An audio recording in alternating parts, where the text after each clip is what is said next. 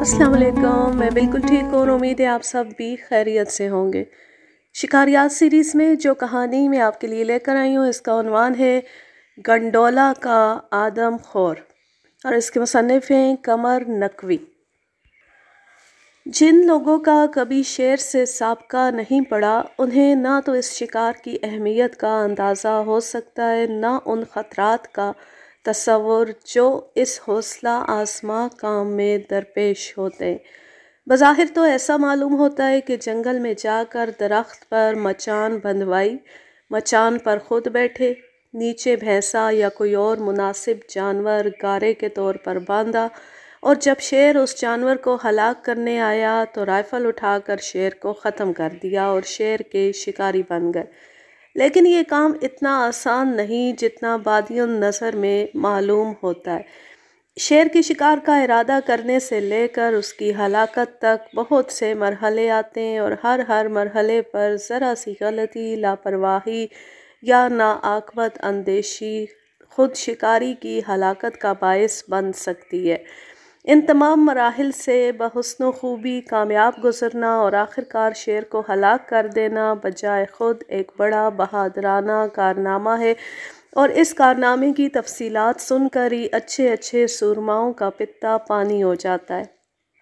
مجھے اچھی طرح یاد ہے کہ ایک بڑے ہی جوان مرد دوست نے مدت تک مجھ سے اصرار جاری رکھا کہ میں ایک دفعہ ان کو شکار پر لے جاؤں۔ انہوں نے مجھے متعدد ایسے واقعات بھی سنائے جن سے ان کی بہادری ثابت ہوتی تھی، لیکن میں جانتا تھا کہ زبانی گفتگو اور عملی شکار میں زمین و آسمان کا فرق ہے۔ اسی وجہ سے ان کو ساتھ لے جانے سے ہمیشہ احتراز کرتا رہا۔ یوں بھی میں خطرناک شکار میں کسی نو آموز یا مبتدی کو ساتھ لے جانے کا سختی سے مخالف ہوں۔ بہرحال جب ان کا اصرار حد سے بڑھ گیا تو تنگ آ کر میں نے ان سے وعدہ کیا کہ آئندہ ان کو ساتھ لے جاؤں گا۔ اسی دوران ریاست دیوا کے جنوبی علاقے گنڈولا سے ایک آدم خور شیر کی ہلاکت آفرینیوں کی اطلاعات موصول ہو رہی تھی۔ ریاست دیوا صوبہ اڑیسہ کا حصہ ہے اور نئی جگہ ہونے کی وجہ سے یوں بھی میرے لیے باعث کشش نہیں تھی۔ کہیں میرے سورما دوست جن کو میں زید کے نام سے یاد کروں گا مبصر ہوئے کہ اگر میں دیوا کے اس آدم خور کی ہلاکت کا ارادہ کروں تو وہ نہ صرف سارے اخراجات کا ذمہ لیں گے بلکہ مجھے 5,000 روپیہ بطور نذرانہ صرف اس لیے پیش کریں گے کہ میں ان کو اپنے ہمراہ لے جاؤں۔ سودا برا تو نہیں تھا، لیکن ایک نئے علاقے میں آدم خور کو شکار کرنا اور پھر ایک غیر شکاری رئیس زادے کو ساتھ لے جانا مجھے کسی طرح مناسب معلوم نہیں ہوتا تھا۔ سال ڈیڑھ سال ان کے اصرار اور میرے انکار کا سلسلہ جاری رہا اور نتیجے کے طور پر مجھے رضامند ہونا ہی پڑا۔ اڑیسہ کا یہ حصہ جس میں ریاست دیوا بھی شامل ہے خلیج بنگال کے شمال مشرقی علاقے سے ملا ہوا ہے، اس لیے مونسون کا رخ بھی ادھر خاصا رہتا ہے۔ بارش کی زیادتی کی وجہ سے پہاڑ اور جنگل شاداب اور گھنے درختوں سے بھرے ہوئے ہیں، اور گھنے جنگلوں میں قابل شکار جانوروں کی کثرت ہے۔ ریاست ریوا، اب پہلے ہر جگہ دیوا لکھا ہوا تھا، یہاں پہ ریوا لکھا ہوا ہے، پتہ نہیں اصل نام کیا ہے۔ ریاست ریوا کو یہ خصوصیت حاصل ہے کہ اس کے جنگلوں سے کئی سفید شیر زندہ پکڑے گئے۔ ساری جلد روئی کے گالے کی طرح سفید اور اس پر سیاہ رنگ کی دھاریاں، نیلنگو آنکھیں، سرخ ہونٹ، حسن و جمال کا بے نظیر مرکب۔ سفید شیروں کے بارے میں مفصل بات کہیں اور ہوگی۔ ریوا کے جنگلوں میں شکار کی کثرت تو کچھ ایسی پرکشش نہیں تھی کیونکہ خود ہماری ریاست میں شکار کی کمی نہیں ہے، لیکن زید صاحب کا اصرار اور ریوا کے آدم خور کی ہلاکتوں نے آخر ادھر رخ کرنے پر مجبور کر دیا۔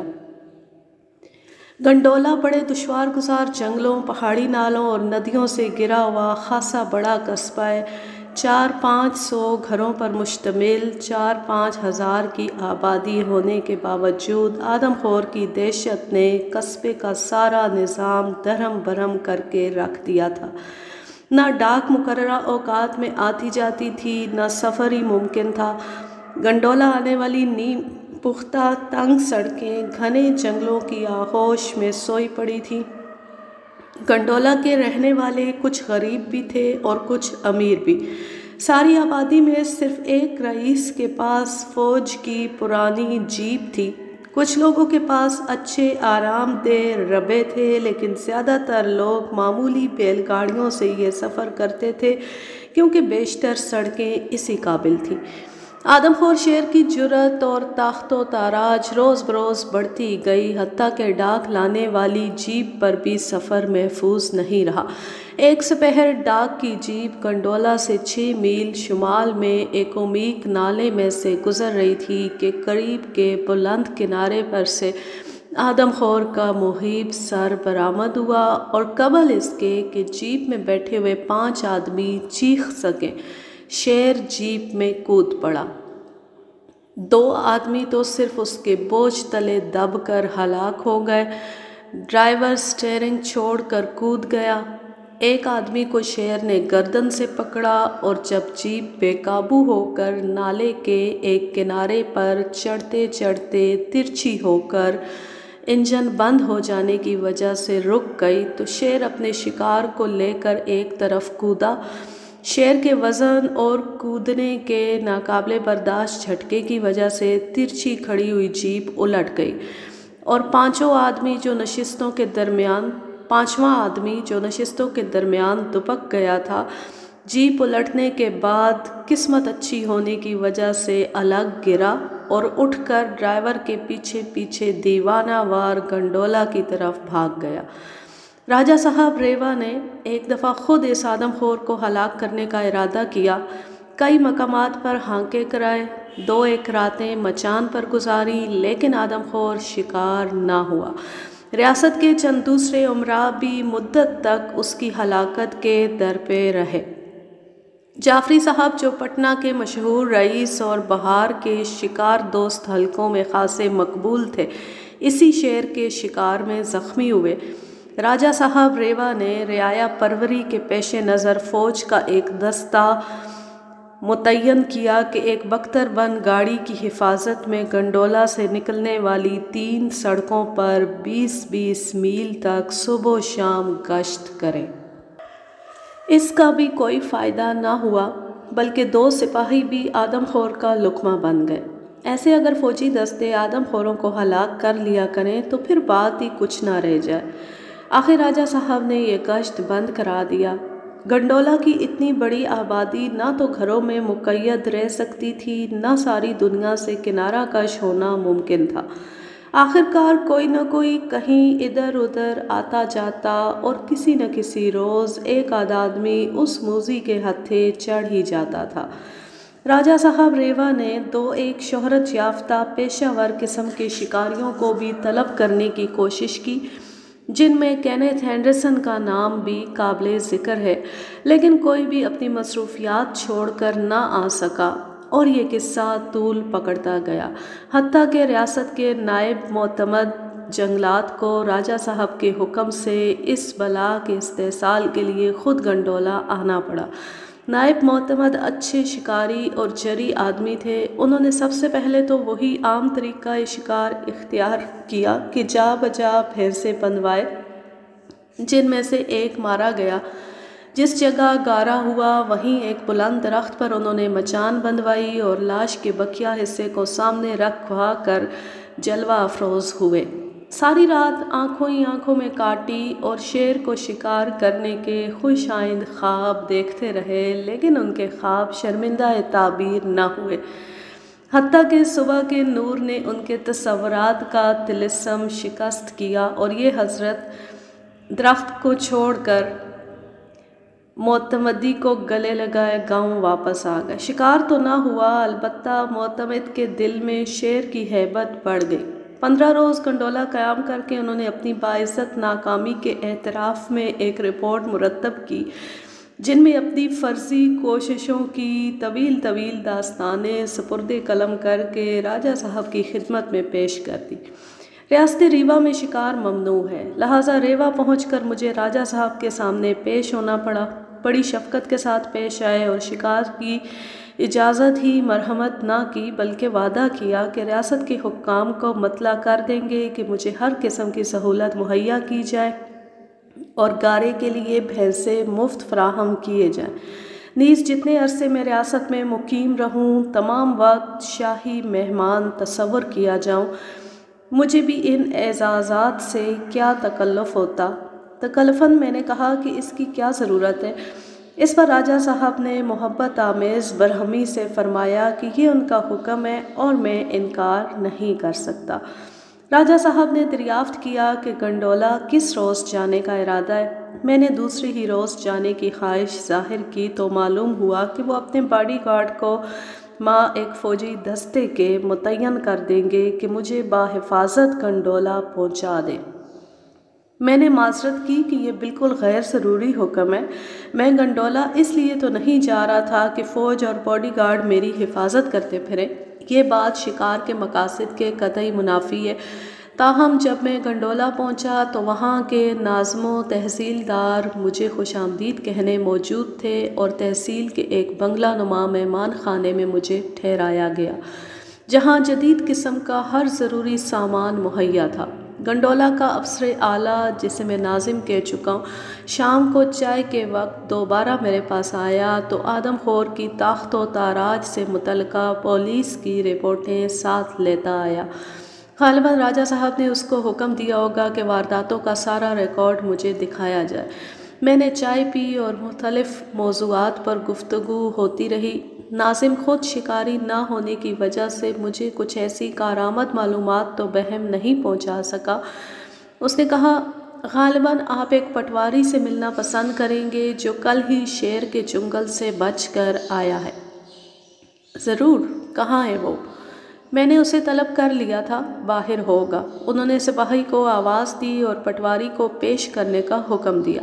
دوسرے ہی لمحے ایک ادھیڑ عمر لیکن اچھی صحت کا شخص پیش کیا گیا جسے دیکھ کر ناظم بنواری لال کے چہرے پر مضحکہ خیز تبسم کی کیفیت پیدا ہو گئی۔ پٹواری دھیرج رام بھی کچھ محجوب کچھ کسیانہ سا معلوم ہوتا تھا۔ دھیرج، بنواری لال نے ہنستے ہوئے اسے مخاطب کیا، حضور۔ دھیرج رام جیسے خفیف سا ہو کر رہ گیا۔ نواب صاحب کو اپنی آپ بیتی سنا دو لیکن کوئی بات رہ نہ جائے، جو حکم حضور کا۔ جناب، میں پٹوار کے سلسلے میں موضع چالنی گیا تھا، واپسی میں دیر ہو گئی۔ چالنی سے 2 بجے چلا، میرے ساتھ 6 سپاہی، 2 سوداگر، 2 چپڑاسی، 1 ہرکارہ اور چالنی کا نمبردار، کل 12 آدمی تھے۔ ہم لوگ 2 بیل گاڑیوں پر سوار ہو کر چلے اور بیل گاڑیاں ذرا تیز ہی رکھیں تاکہ جلد ہی گنڈولا آ جائے۔ ویسے 6 میل کا فاصلہ ہی کتنا تھا، 1.5-2 گھنٹے کی بات تھی۔ جب گنڈولا کوئی 2-3 میل رہ گیا تو قریب کے جنگل سے مور کے چیخنے کی آواز آئی۔ ایسا معلوم ہوتا تھا کہ مور کسی خاص وجہ سے چیخ رہا ہے۔ سرکار تو جانتے ہوں گے کہ آدم خور شیر اور مور میں دوستی نہیں ہوتی۔ میں یہ آواز پہچانتا ہوں اور فوراً اپنے ساتھیوں کو خبردار کیا کہ شیر کہیں قریب ہی ہے۔ اس اطلاع کے ملتے ہی سب کے چہروں پر ہوائیاں اڑنے لگیں۔ سپاہیوں کے پاس توڑے دار بندوقیں تھیں، انہوں نے بندوقیں تیار کر لیں اور ہم لوگ ڈھول تاشے بجانے لگے تاکہ شور و غل کی وجہ سے شیر ادھر کا رخ نہ کر لے۔ بیلوں کو اور تیز بھگایا کہ فاصلہ جلد طے ہو جائے، لیکن حضور، برے وقت کو کون روک سکتا ہے؟ ایک گاڑی کا دھرا اس بھاگ دوڑ میں ٹوٹ گیا اور دوسری گاڑی کو بھی روکنا پڑا، لیکن یہ ہمت کسی کی نہ تھی کہ گاڑی سے اتر کر ٹوٹے ہوئے دھرے کو نکالے اور درخت کی شاخ کاٹ کر دوسرا دھرا لگائے۔ کام لمبا تھا اور خطرہ سر پر منڈلا رہا تھا۔ میں نے ان لوگوں کو ڈانٹا کہ اس طرح بیکار بیٹھ کر شیر کا انتظار کرنے کا کیا فائدہ؟ سب خطرے میں پھنسے اور جتنی دیر ہو گئی خطرہ بڑھتا جائے گا، کیوں نہ اتر کر جلدی سے دھرا لگا لیا جائے؟ لیکن جناب، کون کسی کی سنتا؟ آخر میں ہی پہلے گاڑی سے اترا۔ ٹوٹی ہوئی گاڑی کے بیل کھولتے کھولتے سرکار مجھے حاجت ہونے لگی۔ خوف کی وجہ سے سارے شریر کو تھرتھری لگ گئی تھی۔ اس مقام پر بنواری لال نے ہنسی چھپانے کے لیے رومال منہ پر رکھ لیا۔ سرکار، میں نے سوچا اگر الگ بیٹھتا ہوں تو شاید شیر آ جائے۔ وہیں کھڑے کھڑے دھوتی میں ہی فارغ ہو گیا۔ پھر 2-3 سپاہی بھی اترے اور بڑی مشکلوں سے گاڑی میں دوسرا دھرا چڑھا دیا۔ جب گاڑی میں بیل جوتے جا چکے تو سرکار قریب سے ہی شیر نے ایک زبردست ڈکار لی، جیسے سارے جنگل کو بھونچال آ گیا۔ بیل بے قابو ہو کر بھاگ نکلے۔ کچھ لوگ تو دوڑ کر گاڑیوں پر چڑھ گئے اور میں رہ گیا۔ بہت چیخا، دوڑا، مگر بیل ایسے جان چھوڑ کر بھاگے کہ نہ رکے نہ میں ان کی گرد کو پہنچا۔ ادھر ادھر دیکھا تو بے یارو مددگار تھا۔ شیر نے ایک اور ڈکار لی۔ اب وہ اور قریب آ گیا تھا۔ سرکار، میری دھوتی تو اب بالکل ہی خراب ہو گئی۔ موت میرے سر پر منڈلا رہی تھی۔ قریب ہی املی کا ایک درخت تھا۔ میں لپک کر اس درخت پر چڑھا اور جتنا اونچا چڑھ سکتا تھا چڑھ کر شاخوں میں پھنس کر بیٹھ گیا۔ میں اس کے بیان کے مزاحیہ پہلو کو نظر انداز کیے شیر کی حرکات کے بارے میں غور کر رہا تھا۔ آدم خور شیر اپنے شکار پر گھات لگانے، قریب آنے اور حملہ کرنے میں ہرگز کسی قسم کی آواز نہیں کرتا۔ یہ حرکت آدم خوروں کی عام چالاکیوں، عادات اور مکاری سے بعید ہے۔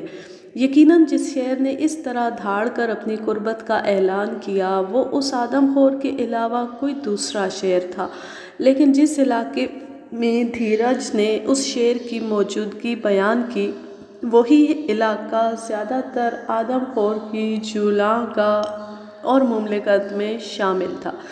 ایک شیر کی مملکت میں دوسرے شیر کی مداخلت بے جا دو زبردست حریفوں کے یقینی تصادم پر منتج ہوتی ہے۔ ہر شیر اپنی رہائش اور حکومت کے لیے ایک علاقہ مقرر کر لیتا ہے جو 15 سے 20 مربع میل تک ہوتا ہے۔ اس علاقے پر یہ شیر بلا شرکت غیر حکمران ہوتا ہے اور تا وقت یہ کہ کوئی دوسرا زیادہ زبردست حریف اس کو شکست دے کر یہ علاقہ چھین نہ لے، کوئی اور شیر اس مملکت میں قدم رکھنے کا مجاز نہیں ہوتا۔ کبھی کبھی کوئی شیرنی اس مملکت کی حکمرانی میں ایام حمل اور زمانہ حمل یا کبھی کبھی زمانہ حمل کے بعد بچوں کی پرداخت تک، جو بچوں کے 2.5-3 سال تک کی عمر کو پہنچنے تک کا زمانہ ہوتا ہے، شیر کی خلوتوں میں شریک ہوتی ہے، ورنہ اس خونخوار سریر آرائے صحرا کی زندگی شکار اور سیر میں ہی بسر ہوتی ہے۔ دن کا بیشتر حصہ کسی غار، درختوں کے کسی گھنے جھنڈ یا گھنے جنگل سے محصور کسی تالاب کے کنارے محو خواب رہ کر گزارتا ہے اور رات کا بیشتر حصہ اپنی مملکت کے گوشے گوشے کا معائنہ کرنے یا بے مقصد گھومتے رہنے میں بسر ہوتا ہے۔ شیر خواہ خواب خرگوش میں محو ہو یا بیدار، اس کا رعب و دبدبہ بدستور رہتا ہے۔ اس سلسلے میں ایک واقعے کا تذکرہ بے محل نہ ہوگا۔ واقعہ چیتے کا ہے لیکن سمجھنے میں آسانی ہوگی۔ جہلم کی پہاڑیوں میں چیتے بھی ہیں اور بکثرت گھڑیال بھی۔ ٹلہ جوگیاں سے ذرا آگے رکھ مرالہ اور رکھ نیلی کا درمیانی علاقہ بڑے اچھے پہاڑوں اور عمدہ شکار کا حصہ ہے۔ میں نے اسی علاقے میں 2 نہایت حسین چیتے شکار کیے ہیں اور تڑکی سے 8 میل جنوب کی جانب چونے کی کان سے ذرا ادھر وہ بڑا گھڑیال شکار کیا ہے جس کے خوبصورت سینگ میرے ڈرائنگ روم کی زینت ہیں۔ شیر تو ظاہر ہے نہیں ہیں لیکن چیتے ہیں، اور چیتے اور شیر میں جسامت کے سوا کوئی فرق نہیں۔ رعب و دبدبے کی وہ کیفیت جو شیر میں ہے وہی چیتے میں بھی ہے۔ اس علاقے میں منگلا ڈیم کی تعمیر کے سلسلے میں پتھر کی کھدائی شروع ہوئی تو شکار یہاں سے بھاگنا شروع ہوا اور امریکی معماروں اور انجینئروں نے بلا پرمٹ شکار بھی خوب کیا۔ گوری چمڑی والوں کو بھلا غریب گیم انسپیکٹر کیا چالان کرتے۔ نیاز محمد صاحب جب گیم وارڈن تھے تو کبھی کبھی خود جاتے اور ایک دفعہ انہوں نے ہمت کر کے 1-2 قسم کے چوروں کا چالان بھی کیا۔ سنا ہے کہ اب امریکیوں نے پوچنگ بند کر دی ہے۔ بہرحال اس علاقے سے شکار کا صفایا کر دیا تو اسی علاقے میں ایک بار ایک گھڑیال کا تعاقب کر رہا تھا۔ جھاڑیوں میں چھپتا، کبھی زمین پر رینگتا، میں اس کوشش میں تھا کہ گھڑیال میری زد میں آئے تو فائر کروں، اور گھڑیال بھی غالباً اپنی حس کے تحت آہستہ آہستہ آگے بڑھتا گیا۔ میں نے تعاقب جاری رکھا۔ 2 پہاڑیوں کے درمیان کی تنگ گھاٹی میں ایک چشمہ نامعلوم کہاں سے لہراتا آتا تھا۔ اس مقام پر جنگلی بیر کے درختوں اور جھاڑیوں نے مل کر کافی گنجان جنگل بنا دیا تھا۔ مقام کافی سرد اور سایہ دار تھا۔ 2-4 اونچے اونچے درخت بھی تھے۔ گھڑیال پہاڑ پر چڑھنے کی بجائے نامعلوم کیوں سیدھا اس گھنے جنگل میں گھستا چلا گیا، ورنہ عام حالات میں گھڑیال گھنے جنگل سے دور اور جھاڑ جھنکاڑ سے علیحدہ رہتے۔ میں نے قدم ذرا اور تیز بڑھایا کیونکہ اس گھنے جھنڈ میں شکار آسان تھا۔ یہاں میں ایک بات بتاتا چلوں، اس طرح جھاڑیوں اور درختوں کے جھنڈوں میں چھپے ہوئے جانور کے شکار میں بالعموم ایک فاش غلطی شکاریوں سے سرزد ہوتی ہے، وہ یہ کہ جب شکاری سیدھا کھڑا ہوا ہو تو درختوں کے جھنڈ میں دور تک کا منظر سامنے نظر نہیں آتا۔ اس کے برعکس اگر جھک کر دیکھا جائے تو کافی دور تک صاف نظر آتا ہے۔ جانور کیونکہ جھکا ہوا ہوتا ہے اس لیے شکاری کی ٹانگیں بآسانی دیکھ لیتا ہے اور بھاگ کھڑا ہوتا ہے۔ بہترین صورت تو یہ ہے کہ ایسے گھنے مقام پر رکوع کی حالت میں آگے بڑھا جائے تاکہ درختوں کے نیچے نیچے دور تک کا فاصلہ نظر آ سکے، لیکن شیر کے شکار میں یہ عمل اور رکوع کی حالت نہایت مخدوش عمل ہے۔ اگر کوئی اور ساتھی ہے تو اس کو جھک کر دیکھنے کا فرض سونپ کر خود موذی دشمن سے مقابلے کے لیے تیار رہنا مناسب ترین طریقہ ہے۔ کافی دیر اس گھنے جھنڈ میں چلتے رہنے کے بعد گھاٹی ایک جانب مشرق کی طرف گھوم گئی تھی اور چشمہ اب گھاٹی کے عین درمیان بہہ رہا تھا۔ کنارے کافی فراخ اور سایہ دار تھے۔ میں بہت احتیاط سے کبھی جھک کر دیکھتا، کبھی سامنے کی شاخیں ہٹا کر جھانکتا۔ ایک دفعہ چند شاخیں ہٹا کر جھانکا تو سامنے کوئی 25 گز پر ایک فراخ خطے میں گھڑیال اس حالت میں کھڑا تھا کہ سارا جسم جست لگانے کے لیے بالکل تیار تھا۔ اگلے دونوں پیر اچھلنے کے لیے قدرے خم، پٹھے جھکے ہوئے، پچھلا جسم دونوں ٹانگوں پر تلا ہوا اور نظریں سامنے کسی شے پر جمی ہوئی۔ ایسا معلوم ہوتا تھا جیسے گھڑیال کی حرکات بالکل منجمد ہو گئی ہوں۔ گھڑیال کی یہ حالت میرے لیے تعجب خیز تھی۔ یہ سمجھنے میں مجھے دیر نہ لگی کہ گھڑیال جدھر دیکھ رہا ہے اس طرف سے اسے خطرہ درپیش ہے، لیکن گھڑیال کے فرار ہو جانے میں کیا امر مانع تھا یہ اندازہ اس وقت نہ ہوا۔ میں جھاڑیوں میں آواز کیے بغیر ذرا اور آگے بڑھ کر سامنے دیکھنے لگا۔ گھڑیال سے صرف 10-12 گز پر ایک بڑا قد آور چیتا، غالباً پہلے تو سو رہا ہوگا لیکن اب بلی کی طرح دب کر گھڑیال پر جست کرنے ہی والا تھا۔ غالباً گھڑیال کے نہ بھاگنے کی وجہ یہ تھی کہ وہ اچانک چیتے کے سر پر پہنچ گیا اور ایسا حواس باختہ ہوا کہ بھاگنا بھی بھول کر وہیں منجمد ہو کر رہ گیا۔ چشمِ زدن میں چیتے نے جست کی اور گھڑیال کو دبا لیا۔ اس کی تفصیل تو کسی اور موقع پر چیتے کے شکار کے تذکرے میں بیان کی جائے گی، لیکن یہاں صرف اس کے رعب داب اور دہشت کے متعلق واقعہ بیان کرنا مقصود تھا۔ دھیرج کا بیان بھی اسی رعب کے تذکرے کا ایک پہلو ہے۔ بہرحال دھیرج نے اپنا بیان جاری رکھا۔ سرکار، میں نے دھوتی کھول کر اسی سے جسم صاف کیا اور ابھی کر ہی رہا تھا کہ شیر درخت کے نیچے آ پہنچا۔ بہت بڑا ادھیڑ عمر کا شیر، بڑے بڑے گل مچھوں والا، اور سرکار بڑے بھینسے جتنا۔ دھوتی ہلتے دیکھ کر اس نے میری طرف دیکھ کر ایک زبردست گرج نکالی۔ سرکار، دھوتی تو میرے ہاتھوں سے چھوٹ گئی اور میں درخت کی شاخ سے چمٹ گیا، ورنہ شیر کی دھاڑ کی وجہ سے نیچے گر جاتا۔ بس جناب یہی حالت شام تک رہی۔ شیر اس درخت کے پاس سے نہ ہٹا، بار بار میری طرف سر اٹھا کر گرجتا اور حضور جب وہ ایسے ڈانٹتا تب ہی مجھ سے غلطی ہو جاتی۔ جناب اس بات پر بھلا مجھے کیا اختیار؟ آخر رات کا اندھیرا آ پہنچا، میرے دونوں بازو درخت سے لپٹے لپٹے دکھنے لگے تھے، اس لیے اب اندھیرا ہونے پر میں نے سوچا ذرا آرام سے بیٹھ جاؤں۔ ابھی ہاتھ چھوڑ کر ذرا پہلو بدلا ہی تھا کہ شیر نے زور کی ڈانٹ بتائی، اور اگر میں گھبرا کر شاخ پر لپٹ نہ جاتا تو سیدھا نیچے گر جاتا۔ جیسے جیسے رات گزری ویسے ویسے نیند کا غلبہ شروع ہوا، جان کا خوف، اندھیرے کی پریشانی اور نیند کی شدت۔ یہ ڈر ہوا کہ اگر میں سو گیا تو ہاتھ چھوٹ جائیں گے اور میں نیچے گر کر شیر کا لقمہ تر بن جاؤں گا۔ میں نے پگڑی اتار کر کمر کے گرد لپیٹ کر اپنا جسم شاخ سے مضبوط باندھ دیا تاکہ شیر کی دھاڑ کی وجہ سے گر نہ جاؤں۔ جسم کو ذرا آرام ملا تو نیند آنے لگی، اور آدھی رات گزرنے کے ذرا ہی دیر بعد آنکھ لگ گئی۔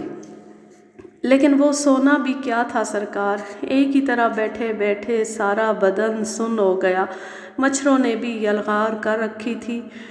صبح سے ذرا پہلے کہیں دور سے جنگلی کتوں کے بولنے کی آواز آئی، اس آواز کو سنتی شیر غائب ہو گیا۔ جب اچھی طرح دن نکلا اور مجھے خوب اطمینان ہو گیا کہ شیر آس پاس نہیں تو میں نے نشست تبدیل کی۔ کچھ ہی دیر بعد گاؤں کے لوگ مجھے ڈھونڈتے ہوئے وہاں پہنچ گئے اور میں نیم مردہ حالت میں گاؤں واپس آیا۔ دھیرج کا واقعہ خاصا مضحکہ خیز بھی تھا اور عبرت آموز بھی۔ شیر کی آواز پر راہ فرار اختیار کرنے والے دیہاتیوں نے اپنی جان کی فکر میں اپنے ساتھی کی ذرا پرواہ نہ کی۔ پھر شیر کی یہ غیر معمولی حرکات بھی تعجب خیز تھیں۔ واقعے کی ابتدا ظاہر کرتی تھی کہ شیر آدم خور نہیں، لیکن انتہا بتاتی تھی کہ آدم خور ہی ہے۔ تعجب یہ کہ اس آدم خور نے تمام رات یہ انتظار کیا کہ کسی طرح دھیرج نیچے گرے تو وہ اس کو لقمہ بنائے۔ بعد میں جب میں نے اس درخت کا جائزہ لیا تو معلوم ہوا کہ شیر نے اس پر چڑھنے کی بھی کوشش کی تھی، کیونکہ کافی بلندی تک اس کے پنجوں اور ناخنوں کے نشانات تھے، لیکن شیر جیسے جسیم اور وزنی جانور کے لیے درخت پر چڑھنا نہایت مشکل بلکہ ناممکن سی بات ہے، اسی لیے دھیرج کی جان بچ گئی۔ میں نے پولیس کی رپورٹیں اور دوسرے بیانات بھی دیکھے، گاؤں کے بعض ان مقامی شکاریوں سے بھی گفتگو کی جو ابتدا میں اس آدم خور کی ہلاکت کی کوششوں میں شریک رہ چکے تھے، اور ساری معلومات کے بعد اس نتیجے پر پہنچا کہ شیر ہنوز صرف آدم خوری ہی پر اکتفا نہیں کرتا، بلکہ جب مقصد ضرورت درپیش ہو گاؤں کے مویشیوں پر بھی ہاتھ صاف کر جاتا ہے، اور ان کے علاوہ ابھی اس میں جنگلی جانوروں کو شکار کرنے کی قوت موجود ہے۔ آدم خوری کی ابتدا کیوں کر ہوئی یہ بات واضح نہ ہو سکی، کیونکہ اس عمر، عادات اور حرکات کا شیر کسی خاص حادثے کی وجہ سے ہی آدم خور ہو گیا ہوگا۔ عمر کی مجبوری اس عادت میں شامل نہیں تھی۔ بہرحال مویشی خوری کی عادت کی وجہ سے اس کا شکار کچھ ایسا مشکل معلوم نہیں ہوا۔ چند روز گاؤں میں گزارنے اور سیر حاصل معلومات حاصل کرنے کے بعد میں چوتھے روز جنگل میں نکلا۔ زید میاں گاؤں تک تو ساتھ تھے، لیکن آدم خور کے واقعات سن سن کر ان پر دہشت طاری ہوتی گئی، اور آخر کار جب میں جنگل میں جانے کے لیے نکلا تو انہوں نے ہمراہی سے صاف انکار کر دیا۔ جناب یہ تو بڑا خطرناک کام ہے، میں بھلا کیوں جانے لگا؟ زید صاحب شکار تو خطرناک کام ہی ہوتا ہے، اور پھر آپ تو شیر کے شکار کے بڑے شائق اور متمنی تھے، اب کیا ہوا؟ لیکن آپ نے یہ تھوڑی بتایا تھا کہ یہ شکار اتنا خطرناک ہے۔ آدم خور کا شکار اور خطرناک نہ ہو، یہ تو برابر کا مقابلہ ہوتا ہے زید صاحب، یا آدم خور نے شکاری کو مارا یا شکاری نے آدم خور کو شکار کیا۔ باپ رے، میں باز آیا، میری جان ایسی مفت کی نہیں کہ یوں بآسانی داؤ پر لگا دوں، آپ ہی اس بلا سے بھگتیے۔ میں تو اس بلا سے بھگتنے آیا ہی تھا۔ صبح ناشتے سے فراغت کے بعد میں نے اپنے ملازم احسن کو ساتھ لیا، جو میری شاٹ گن اور 375 میگنم رائفلیں شانوں پر لٹکائے تھا۔ میرے ہاتھ میں حسب معمول میری 450 ایکسپریس تھی۔ گاؤں سے نکل کر میں نے رائفلوں اور بندوق کے کارتوسوں کی دوبارہ اچھی طرح دیکھ بھال کی، ساتھ آنے والے جلوس کو گاؤں واپس بھیجا اور اللہ کا نام لے کر جنگل کی طرف چل دیا۔ ریوا کا یہ علاقہ خاصا زرخیز بھی ہے اور شاداب بھی۔ چھوٹے بڑے پہاڑوں کا طویل سلسلہ گھنے جنگلوں سے ڈھکا ہوا ہے، اور جن علاقوں میں جنگل ذرا چھدرا ہے وہاں دل فریب مرغزار میلوں تک پھیلے ہوئے ہیں، جن میں ہرن، چیتل، سانبر بکثرت گھومتے۔ سنا ہے کہ بعض جگہوں پر باراسنگی بھی دیکھنے میں آئے ہیں، لیکن میری نظر سے نہیں گزرے۔ قابل شکار جانوروں کی کثرت ہونے کی وجہ سے ہی درندے بھی باافراد ہیں، اور درندوں کا بادشاہ شیر اتنی زیادہ تعداد میں تو نہیں ہے جتنا ہماری ریاستوں کی طرف، تاہم خاصی تعداد میں ہے اور اچھے تنو مند جانور ہیں۔ پھر یہ کہ راجہ صاحب ریوا نے شکار پر خاصی پابندیاں عائد کر رکھی ہیں۔ یہ امر قابل شکار جانوروں کی حفاظت کا باعث تھا۔ اس روز میں شیر کو ہلاک کرنے کے ارادے سے نہیں نکلا تھا۔ اصل مقصد یہ تھا کہ علاقے کا ایک نظر جائزہ لیا جائے اور کچھ ایسی جگہوں کا انتخاب بھی کیا جائے جہاں گارے کے لیے جانور باندھے جائیں، کیونکہ ابھی یہ شیر آدم خور کے علاوہ مویشی خور بھی تھا، اور راجہ صاحب نے تحصیلدار کو تاکید کر دی تھی کہ اگر مجھے بھینسوں کی ضرورت پڑے تو وہ مہیا کر دیں۔ چنانچہ میرا ارادہ تھا کہ کم از کم 3 ایسی جگہوں کا انتخاب کیا جائے جہاں کچھ روز بھینسیں باندھے جا سکیں، اور اگر کسی مقام پر گارا ہو جائے تو وہاں بیٹھ کر شیر کو ہلاک کرنے کی کوشش کی جائے۔ یہ ترکیب اس آدم خور کے معاملے میں کامیاب ثابت ہونے کی امید تھی۔ گاؤں سے نکل کر میں سیدھا انتولی کی طرف گیا۔ یہ وہ علاقہ ہے جہاں شیر نے گاڑی والوں کو دھمکا کر بھگایا تھا، اور جس جگہ دھیرج رام کو رات درخت پر بسیرا کرنا پڑا تھا۔ گاؤں والوں کی نشاندہی کے مطابق میں جلد ہی اس جگہ پہنچ گیا۔ وہ درخت بھی مل گیا جس پر دھیرج رام نے پناہ لی تھی۔ درخت کے تنے پر کئی جگہ اب بھی ایسے صاف نشانات تھے جن سے اندازہ ہوتا تھا کہ شیر نے درخت پر چڑھنے کی پوری کوشش کی، لیکن اسے کوئی ایسی مضبوط گرفت نہ ملی جو درخت پر چڑھنے میں معاون ہوتی۔ اس مقام سے کچھ ہی فاصلے پر ایک ٹیلے کے اوپر وہ 4 مکانات بھی نظر آ گئے جن کے باسی اس بلا کے نزول کے بعد بھاگ کر گنڈولا چلے گئے تھے۔ ان مکانات کے رہنے والوں میں سے 2 کو شیر نے کھا لیا تھا، اور اب اس مقام پر ویرانی کا تسلط تھا۔ درخت کا جائزہ لینے کے بعد میں نے ان ویران گھروں کا رخ کیا تو اچانک مجھے خطرے کا احساس ہوا۔ میں نے احسن کو ہوشیار رہنے کا اشارہ کیا اور رائفل کے سیفٹی کیج کھول دیے۔ آہستہ آہستہ میں گھروں کی طرف بڑھتا رہا۔ احسن برابر پیچھے اور دائیں بائیں دیکھ رہا تھا۔ ٹیلہ سامنے تھا اور ایک مکان کی دیوار اور چھت صاف نظر آ رہی تھی۔ ٹیلے کے دائیں جانب ایک گہرا نالہ شرقاً غرباً گزرتا تھا جو اس وقت خشک تھا، صرف برسات کے موسم میں پانی آتا ہوگا۔ نالے کے کنارے پر کہیں کہیں چھوٹی بڑی چٹانیں تھیں اور کچھ جھاڑیاں تھیں۔ مکانوں والا ٹیلہ عین نالے کے کنارے پر ختم ہوتا تھا، اور غالباً گاؤں والوں نے ٹیلے کے اس کنارے کو کاٹ کر عمودی کر دیا تھا۔ میں اس وقت ٹیلے کے شمال مشرقی کنارے پر تھا۔ مغربی حصہ نظروں سے بالکل چھپا ہوا تھا۔ ٹیلے کے دامن میں پہنچ کر میں ایک لمحے کے لیے ٹھہرا اور زمین کی طرف نظر ڈالی تو شیر کے ماغ نظر آئے، بالکل تازہ ماغ۔ میں نے احسن کو اشارہ کیا کہ وہ دیکھ کر مجھے بتائے۔ ایسے موقع پر میں ہرگز جھک کر زمین کا بغور جائزہ نہیں لیتا۔ احسن کو ماغ کی شناخت میں کمال حاصل ہے۔ اس نے چند ہی لمحوں میں سر اٹھایا اور میری طرف دیکھ کر اشارے سے بتایا کہ شیر کہیں نزدیک ہی ہے۔ اس کی آنکھیں جوش کی وجہ سے چمکنے لگیں۔ میں نے اسے صبر کرنے اور خاموش رہنے کا اشارہ کیا۔ جس پگڈنڈی پر ہم کھڑے تھے اسی پر سے گزر کر شیر اوپر گیا تھا، اور مجھے یہ نتیجہ اخذ کرنے میں دیر نہ لگی کہ کسی مکان کی دیوار کو آڑ بنائے وہ ہمارا منتظر ہے۔ ادھر ہم اس کی زد میں آئے، ادھر حملہ ہوا۔ یہ تو ظاہر ہے کہ اس وقت نہ شیر ہمیں نظر آ رہا تھا نہ ہم شیر کو نظر آ رہے ہوں گے۔ ویسے بھی جب شیر کمین گاہ میں جا کر شکار کی طاق میں ہوتا ہے تو یہ ضروری نہیں کہ وہ شکار کو دیکھ بھی رہا ہو، بلکہ شکار کے قدموں کی آہٹ پر کان لگائے رہتا ہے، اور اس آہٹ کی بنا پر ہی اندازہ لگا لیتا ہے کہ شکار اب کتنے فاصلے پر ہے۔ شیر کی نظر ویسے بھی تیز نہیں ہوتی، گھنے جنگل میں رہنے والے جانور کو دور تک دیکھنے کی ضرورت تو پڑتی نہیں، کیونکہ گھنے جنگلوں میں کشادہ قطعے کم ہی ہوتے، نتیجہ یہ کہ نگاہ تھوڑے فاصلے پر جا کر ہی رک جاتی ہے۔ قدرت نے اس کا یہ انتظام کیا ہے کہ گھنے جنگل میں رہنے والے جانوروں کی قوت سامعہ غیر معمولی قوی بنائی ہے۔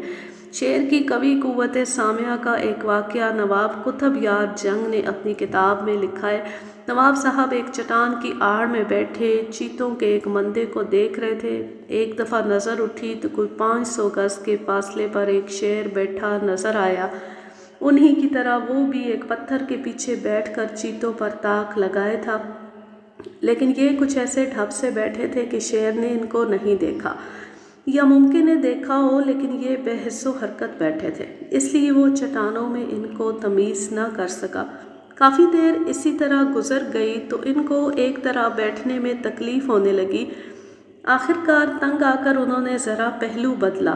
اس پہلو بدلنے میں بمشکل نصف پاؤ وزن کا ایک پتھر ذرا سرک کر زیادہ سے زیادہ 6 انچ نشیب میں گرا۔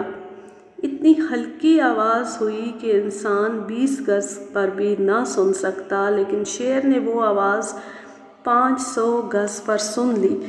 ان کی طرف دیکھا، ہلکی سی ہرراہٹ کی اور کود کر غائب ہو گیا۔ خطرے کے احساس اور تازہ ماغ کے پیش نظر مجھے پوری طرح یقین تھا کہ شیر کسی گھر کی آڑ میں ہمارا منتظر ہے۔ اس پگڈنڈی پر سے ہو کر جانا بلا شبہ بے حد اندیشہ ناک تھا۔ میں نے ادھر ادھر نظر کی تو قریب ہی ایک تناور درخت نظر آیا۔ میں نے احسن کو اشارہ کیا کہ درخت پر چڑھ کر ٹیلے کے اوپر دیکھنے کی کوشش کرے۔ احسن نے رائفلیں درخت کے قریب زمین پر رکھیں، پانی کی بوتل گلے سے اتار کر رکھی، جوتے اتارے اور بندر کی طرح تنے سے چمٹ کر اونچا ہونے لگا۔ ابھی وہ بمشکل 8-10 فٹ اوپر گیا ہوگا کہ شیر کے حملے کی آواز سے جنگل گونج اٹھا۔ حملہ کرتے وقت شیر کے خونخوار حلق سے ایسی شدید گرج نکلتی ہے کہ سارا جسم اچانک صدمے کی وجہ سے مفلوج ہو جاتا ہے۔ وہی حال اس وقت بھی ہوا۔ آواز کی گونج ختم ہونے سے پہلے ہی مجھے زرد رنگ کا ایک شیر ٹیلے کے کنارے سے نکل کر درخت کی طرف جاتا نظر آیا، اس قدر تیز کہ نظر نہ ٹھہر سکے۔ حواس خمسہ پر شدید گرج کی وجہ سے جو اثر ہوتا ہے، اس کے زائل ہوتے ہی میں رائفل شانے پر لے آیا اور شیر کا نشانہ لے لیا۔ آواز کی گرج ختم ہوتی ہی شیر زمین پر نظر آیا۔ اس وقت اس کی رفتار غالباً بجلی کے برابر تیز ہوگی۔ پہلی آواز کے ساتھ یہ جست شروع ہوتی ہے، آواز کے ختم ہوتی ہی جست بھی ختم ہو جاتی ہے، اور اس عرصے میں شیر میدان جنگ کا نصف فاصلہ طے کر چکا ہوتا ہے۔ دوسری جست کے لیے شیر کو پھر چند قدم دوڑنے کی ضرورت ہوتی ہے۔ شیر پر نظر پڑتی میں نے اسے نشانے پر لے لیا، لیکن میں جانتا تھا کہ اس کی منزل مقصود میں نہیں ہوں، کیونکہ وہ سیدھا درخت کی طرف جا رہا تھا۔ احسن اب بھی اس کی دسترس میں تھا۔ شیر چند قدم زمین پر دوڑا اور دوبارہ جست کی۔ جست سے قبل ہی دوسری دھاڑ سے جنگل لرز گیا، لیکن یہ نعرہ پہلے نعرے کی نسبت کمزور تھا۔ شیر ہوا میں معلق نظر آیا۔ میں نے سر سے چند انچ آگے نشانہ لے کر ٹریگر دبا دیا۔ 450 ایکسپریس کے دھماکے کے ساتھ ہی شیر کا رخ بدلتا نظر آیا۔ یا تو وہ تیر کی طرح درخت کی طرف جا رہا تھا یا ایک دم پلٹ گیا۔ دم میری طرف ہو گئی اور پہلو احسن کے درخت کی طرف، اور دوسری ہی لمحے وہ زمین پر گر کر لوٹنے لگا۔ ساتھ ہی اس کے حلق سے ایسی دہشتناک دھاڑیں نکلیں کہ قریب اڑتے ہوئے پرندے تک خوفزدہ ہو کر دور نکل گئے۔ احسن اس عرصے میں درخت پر اونچا چڑھ چکا تھا اور شیر مجھ سے صرف 10-12 گز کے فاصلے پر پڑا تڑپ رہا تھا۔ میں نے دوبارہ احتیاط سے نشانہ لیا اور ٹریگر دبایا۔ افسوس کہ گولی اس موذی سے 1.5 فٹ نیچے زمین پر لگی۔ شیر نے لوٹنا موقوف کر کے سر اٹھایا اور میری طرف دیکھا۔ اللہ اکبر! قہر و غضب کی مجسم تصویر! میرے ہاتھ پیروں پر راشا سا طاری ہو گیا۔ گولی شیر کے شانے پر لگی تھی اور اتنے قریب سے لگنے کی وجہ سے ایک شانے کو تو چکنا چور کر دیا تھا، لیکن دوسرے شانے اور غالباً اعضائے رئیسہ کو شدید صدمہ پہنچایا تھا۔ یہی وجہ تھی کہ اس نے فوراً حملہ نہیں کیا۔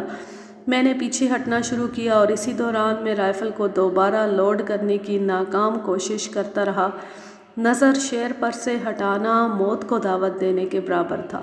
10-12 گز سے صرف ایک جست کر کے شیر مجھے دبا سکتا تھا۔ 2 مرتبہ کارتوس رائفل میں لگانے کی کوشش کی، ایک مرتبہ تو دونوں کارتوس ہاتھ سے چھوٹ کر گر گئے۔ دوسری دفعہ میں کارتوس لگا ہی رہا تھا کہ الٹے قدموں ہٹتا ہٹتا میں ایک جھاڑی سے ٹکرایا اور سنبھلنے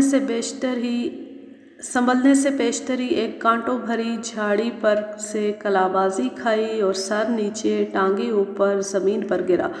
رائفل ہاتھ سے نکل کر الگ گری اور سارا جسم کانٹوں سے چھلنی ہو گیا۔ ادھر شیر نظروں سے اوجھل ہو گیا، ساتھ ہی دھاڑنے کی آواز اور احسن کی چیخوں سے میرے حواس معطل سے ہونے لگے، لیکن فوراً ہی میں سنبھل کر اٹھا۔ کمر کی بیلٹ سے ریوالور نکال کر دیکھا تو شیر لنگڑاتا اور گھسٹتا جھاڑیوں کی طرف جا رہا تھا۔ احسن بدستور چیخ رہا تھا۔ میں نے لپک کر رائفل اٹھائی، دیوانہ وار کارتوس لوڈ کیے اور شیر کی طرف دیکھا تو وہ نالے میں اتر رہا تھا۔ قبل اس کی کہ میں رائفل شانے پر لاؤں وہ نالے میں غائب ہو گیا۔ زخمی شیر کے تعاقب میں فوراً ہی چل کھڑے ہونا سخت حماقت ہے۔ دل تو بہت چاہا کہ شیر قریب ہی ہے اور بڑے مہلک زخم کھا کر گیا ہے، اسی وقت مار لینا مشکل نہیں، لیکن مجھے یقین تھا کہ یہ دور نہیں جا سکتا۔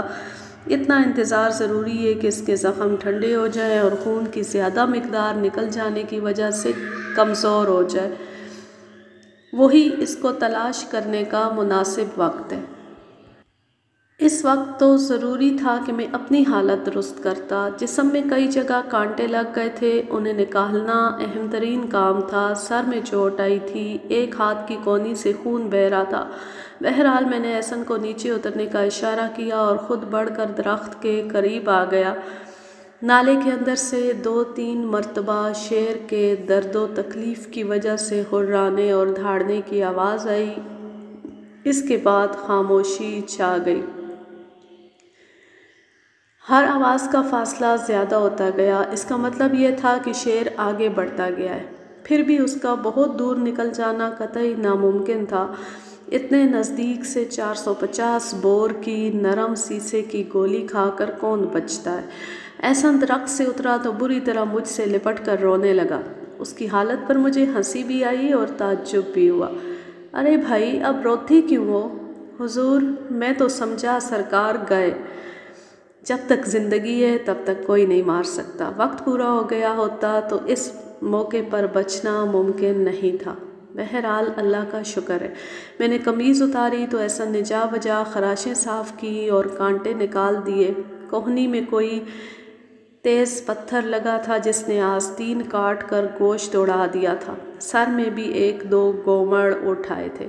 شیر نے حملہ تو مجھ پر کیا تھا سرکار؟ ہاں، میں نے ارادتاً اس معاملے کو زیادہ اہمیت اس لیے نہ دی کہ احسن کے دل سے اس ہولناک واقعے کی دہشت نکل جائے۔ چند منٹ بعد میں نے احسن سے کہا کہ وہ گنڈولا واپس جا کر آرام کرے اور میں زخمی شیر کو ہلاک کر کے واپس آتا ہوں۔ احسن کسی طرح واپس جانے پر رضامند نہیں ہوتا تھا، لیکن آخر کار میں نے ڈانٹ ڈپٹ کر اسے واپس کیا۔ 450 ایکسپریس میں نے ہاتھ میں رکھی اور 12 بور کی شارٹ گن شانے پر 375 میگنم احسن واپس لے گیا۔ زخمی شیر کو تلاش کر کے ہلاک کرنا شیر کے شکار کا خطرناک ترین مرحلہ ہے، اور شکار کے سلسلے میں بیشتر حادثات زخمی شیر کی تلاش کے دوران ہی پیش آتے ہیں۔ خود مجھے 2 مرتبہ سخت تلخ تجربے سے دوچار ہونا پڑا اور میں نے تہیہ کر لیا تھا کہ آئندہ کبھی زخمی شیر کی تلاش کے دوران کسی کو ساتھ نہ لے جاؤں گا۔ تنہا شیر کو تلاش کر کے ہلاک کرنا ہاں سے دل گردے کا کام ہے۔ ویران سنسان جنگل میں شیر نہ بھی ہو تب بھی خواہ مخواہ وحشت ہوتی ہے۔ وہ لوگ جنہوں نے ویران گنجان جنگلوں میں تنہائی کے لمحات بسر نہ کیوں، اس دہشت، شاسیمگی اور احساس تنہائی کا اندازہ نہیں کر سکتے جس سے جنگل میں دوچار ہونا پڑتا ہے۔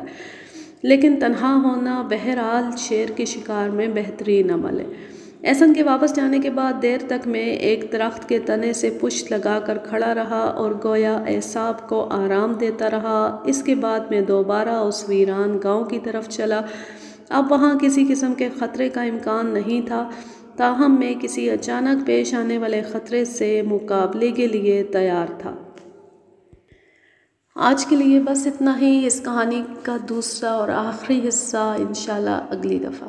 اب میں لیتی ہوں آپ سے اجازت۔ جہاں رہیں خوش رہیں، شاد و آباد رہیں، ہنستے مسکراتے رہیں۔ اللہ حافظ، اللہ نگہبان۔